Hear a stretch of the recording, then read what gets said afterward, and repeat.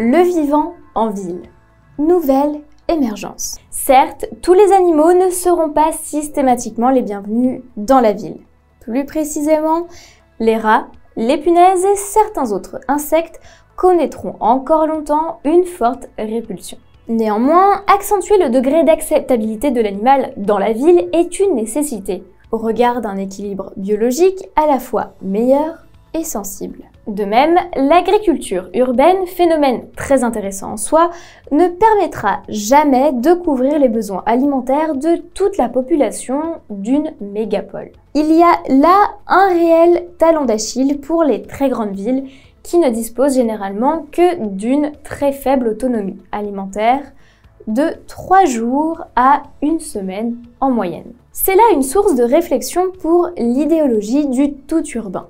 Néanmoins, l'affirmation et la présence effective de l'agriculture en milieu urbain permettent un apport environnemental et culturel nécessaire à la ville effective et vivable. Le développement d'un cadre urbain équilibré, ouvert et accueillant pour tous donne une ouverture pour une ville de l'avenir, avec un fort appui sur la qualité des espaces publics. La qualité de l'espace public et la durabilité des villes.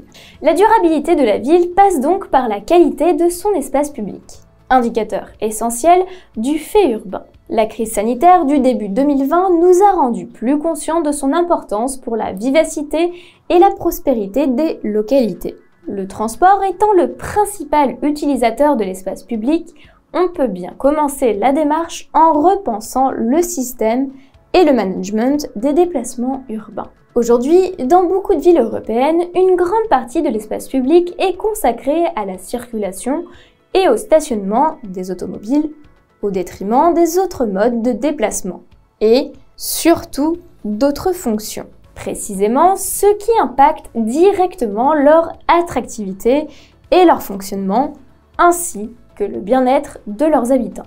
Toutefois, la simple réallocation des surfaces en faveur des modes de déplacement doux ne suffit pas si elle n'est pas intégrée dans une stratégie cohérente d'aménagement, d'organisation, d'animation et d'utilisation de la ville. L'approche suivie par le projet européen Urbact 3, Space for People, lancé en septembre 2019, a pour but de promouvoir une utilisation de l'espace public plus équitable et plus valorisante. Les 10 villes européennes impliquées dans cette aventure, à savoir Bielefeld, Valga, Serres, Panevėžys, Arad, Nazaré, Guya de Izora, Turku, Saint-Germain-en-Laye et Badalona, identifient, développent, testent et valident des solutions adaptées pour l'optimisation de la mobilité urbaine. Ils encouragent les déplacements piétons, la multifonctionnalité, la multimodalité qui équivaut à la souplesse et aux connexions faciles entre différents modes de transport et un management intelligent des places de stationnement avec possible utilisation alternative. Partenaire dans Space for People, la ville de Saint-Germain-en-Laye a vu dans la crise Covid l'opportunité d'affirmer sa volonté de longue date en faveur d'une meilleure qualité de l'urbain.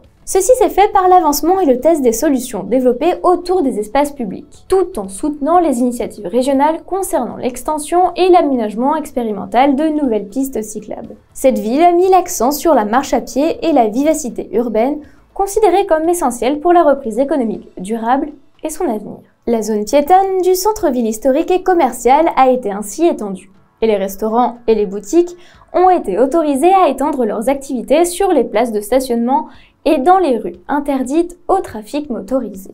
L'extension du secteur piétonnier, initialement en vigueur pendant le déconfinement du mardi au dimanche, a été reconduite comme action hebdomadaire récurrente du vendredi soir au dimanche matin.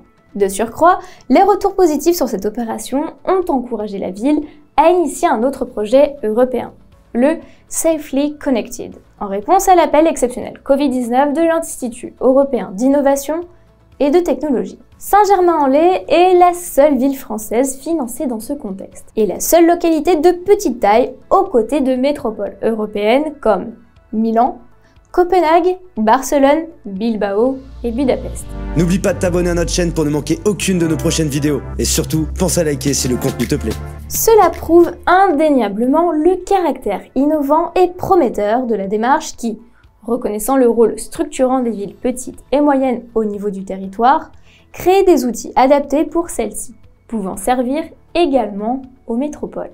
En suivant la théorie promue par Glenn Lyons et Cody Davidson en 2016, Safely Connected est concentré sur l'accessibilité pour tous, à laquelle on ne peut parvenir qu'en associant la mobilité urbaine à la proximité spatiale et à la connectivité. Afin d'aider la relance durable de l'activité économique et de la vie urbaine, Safely Connected propose une boîte à outils pour l'aménagement de l'espace public. Celle-ci est accompagnée par la valorisation du digital, permettant la transformation du site test, à savoir l'hypercentre de Saint-Germain-en-Laye, en un marché à ciel ouvert avec la limitation des densités excessives et des déplacements nécessaires. Ceci s'est réalisé dans le respect des exigences imposées par la crise sanitaire. La solution inclut le réaménagement, la redistribution et l'animation de l'espace public dans l'hypercentre pour favoriser sa multifonctionnalité et mieux répondre aux besoins des commerçants et des habitants. Un mobilier urbain, amovible, adaptable, interchangeable pour servir à des finalités variées.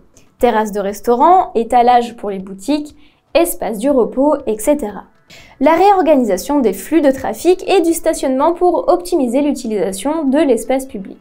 Des micro-événements urbains pour l'animation de l'hypercentre et la dynamisation de la vie urbaine. Et la refonte de l'ambiance urbaine. Éclairage public, décoration urbaine, fleurissement, plantation, etc. Actuellement, les premiers prototypes de mobilier urbain sont en cours de production et seront testés afin d'être optimisés et adaptés le cas échéant. Cela pourrait permettre une production de série et une utilisation étendue dans les autres quartiers de Saint-Germain-en-Laye, ainsi que dans d'autres villes. Le volet digital va mettre à disposition une série de services en soutien des commerçants locaux tout en encourageant les choix durables, notamment en matière de déplacement urbain. Le dispositif digital imaginé à cet effet comprend un système de promotion et de vente en ligne sécurisé permettant à chaque commerçant de gérer individuellement son catalogue de produits, ses offres et ses ventes et d'optimiser son modèle d'affaires. Une partie interne pour l'information et les échanges entre les commerçants. Un système de mise en relation des voisins pour la recherche groupée des achats avec l'encouragement des modes de déplacement doux. Un système de géolocalisation et d'orientation pour faciliter la visibilité et l'accessibilité des commerces et des services disponibles, tout en encourageant les choix les plus durables en matière de déplacement tels que la limitation du nombre par groupement et la préférence pour les modes doux. Et un système de récompense, récompensant la mobilité durable et les bons gestes des clients. À ceci peuvent être ajoutés également d'autres services déjà testés par le groupe La Poste ailleurs, tels que la mutualisation des livraisons pour les commerçants, la collecte d'emballage, le stockage déporté, etc. Une approche similaire a été adoptée par la ville d'Arad, la partenaire roumaine du Space for People, qui dans la même période a mis en place la piétonisation et l'animation d'une artère majeure du centre-ville. La rue du 1er décembre 1918 du vendredi au dimanche soir. La réussite de ces opérations et l'intérêt porté par les localités avoisinantes incitent et assurent leurs extensions au niveau d'un territoire plus large, ainsi que leur réplication dans une variété d'autres contextes. Ainsi, elles se distinguent comme première concrétisation des tendances actuelles, ne risquant pas de rester des expériences isolées, critiques souvent faites en référence aux écoquartiers. Une nouvelle approche de la ville par les espaces publics apparaît clairement. En la matière, la réflexion de Sonia Lavadino apporte une pierre importante à l'édifice. Nous allons l'analyser en détail dans la prochaine vidéo.